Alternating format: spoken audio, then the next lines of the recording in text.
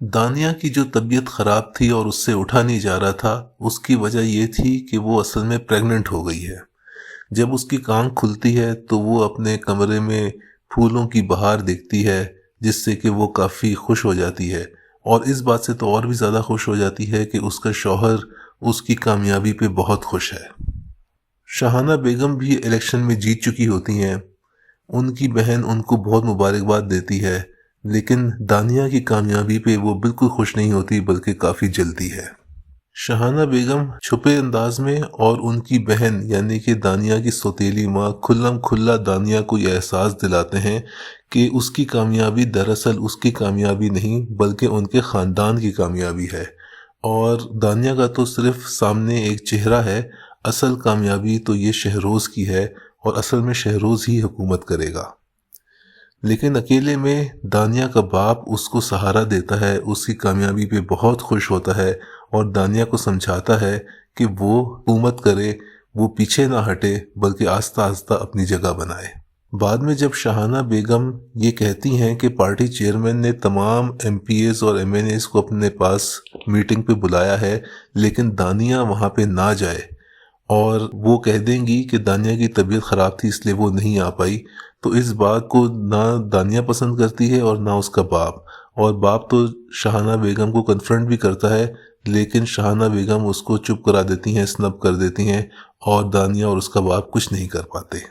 Party chairman کے پاس جا کے جب پارٹی چیئرمین یہ بات بتاتے ہیں کہ شاہانہ بیگم تو محض 36 ووٹ سے جیتی ہے لیکن دانیہ تو 20,000 ووٹوں سے جیتی ہے، اور وہ پوچھتے ہیں کہ دانیہ کدھر ہے، تو شاہانہ بیگم مکاری سے کہہ دیتی ہیں کہ مجھے نہیں پتا وہ کدھر ہے، وہ کیوں نہیں آئی، مجھے اس کے بارے میں کچھ نہیں پتا۔ اس طرح وہ دانیہ کا امپریشن خراب کرنے میں لگ جاتی ہیں۔ جب پارٹی چیئرمین کے پی اے کا دانیہ کو فون آتا ہے تو شہروز وہ فون لے لیتا ہے اور کہہ دیتا ہے کہ دانیہ کی طبیعت خراب ہے اور وہ سو رہی ہے۔ اس طرح وہ دانیہ کو پارٹی چیئرمین کے پی اے سے بات بھی نہیں کرنے دیتا۔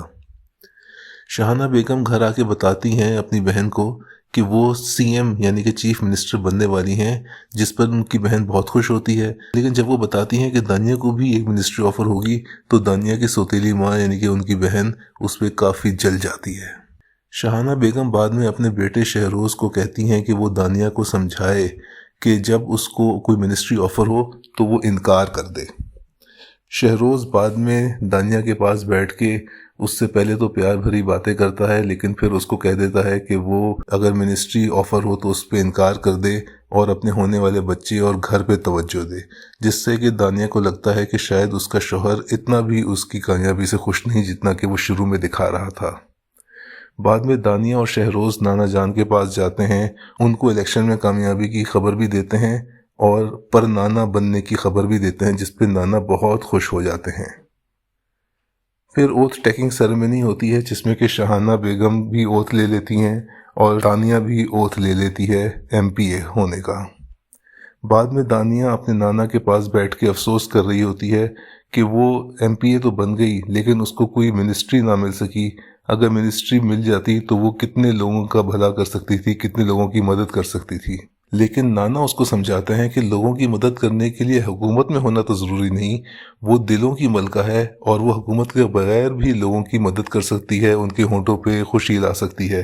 جس پہ کہ دانیہ کو واقعی خیال آتا ہے کہ ایسے ہی ہے، اور وہ حکومت کا انتظار نہیں کرے گی بلکہ وہ پہلے کی طرح لوگوں کی مدد کرے گی، لوگوں سے ملے گی اور ان کی زندگی میں خوشیاں لانے کی کوشش کرے گی۔